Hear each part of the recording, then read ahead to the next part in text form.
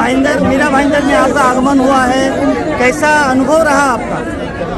क्या कहें? बहुत अच्छा रहा। यहाँ के लोग बहुत अच्छे हैं, भक्ति और भाव से जुड़े हुए हैं। बहुत अच्छा रहा, आप सबके बीच में अच्छा लगा और आप कथा से जुड़े हैं, सत्संगी हैं। भगवान सदा आप सबकी भक्ति और यश कीर्ति बढ़ाए। मीरा भाईंदर शहर में पहली बार इतना बड़ा आयोजन हुआ है, भक्तों की भीड़ लगी है, आप क्या कहना चाहेंगे भक्तों को?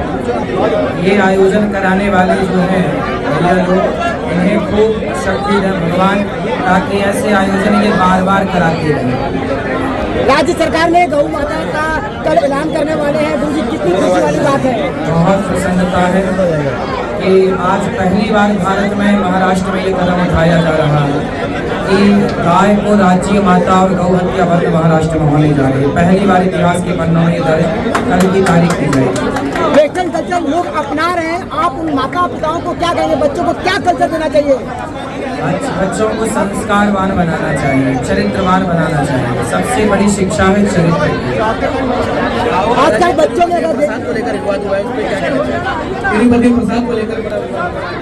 प्रसाद इसलिए मिलावट हुआ क्योंकि कुछ लोग षड्यंत्र के तहत हमारी आस्था को ठेस पहुंचाना चाहते हैं। इन्हें उचित दंड दिया जाए और आगे ऐसा ना कर सके, इसके लिए सरकार ठोस कदम उठाए। आपको मुझे लगता है कि जितने बाकी के मंदिर हैं, पूरे भारत देश में बड़े मंदिर हैं, वहाँ के प्रसाद का भी जांच कराया जाना चाहिए। देखो, प्रसाद की जांच, सबसे बड़ी जांच घी की करानी चाहिए, प्रसाद की जांच नहीं।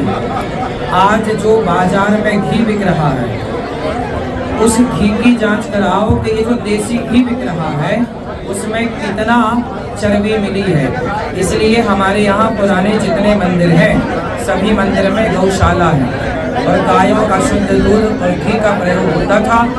अब पता नहीं क्यों मंदिरों की गाय कहाँ चली गई और किस तरह वो बाजार के घी, बाजार का घी कभी मंदिर में प्रयोग होता ही नहीं है। पता नहीं वहाँ क्यों हो रहा है। बाजार का घी बिल्कुल मिलावटी है, तो घी का निरीक्षण होना चाहिए। घी के बारे में एक मुहिम होनी चाहिए कि भाई हम बाजार में आप लोग जो घी खाते हैं घर पर, वो घी भी ऐसा तो नहीं है कि उसमें चर्बी मिलाई गई है। ये विषय है समझने का, इसलिए उस घी का टेस्ट होना, क्योंकि बात प्रसाद की नहीं है। प्रसाद में मिलाया तो घी ही गया था ना, तो मुद्दा तो घी है, इसलिए हर घी की जांच होनी चाहिए। दूसरी बात, प्रताप सिंह नाइक ने आपको यहाँ से बुलाया है भक्तों को आशीर्वाद दिलाने के लिए, लेकिन प्रताप भाई ने प्रताप सिंह नाइक घर में जा रहे हैं। दोनों भैया राम और लक्ष्मण की तरह हैं और दोनों राष्ट्र का हित चाह रहे हैं। प्रताप भैया भी और विक्रम भैया दोनों ये राष्ट्र का हित चाह रहे हैं। और ये देखो, भक्ति आप लोगों को भी, इस पूरे शहर को इन्होंने भक्ति भाव से डुबा दिया। अभी इनके पास तो किसी भी प्रकार का कोई सरकारी इस प्रकार की दायित्व नहीं है, जिम्मेदारी नहीं है।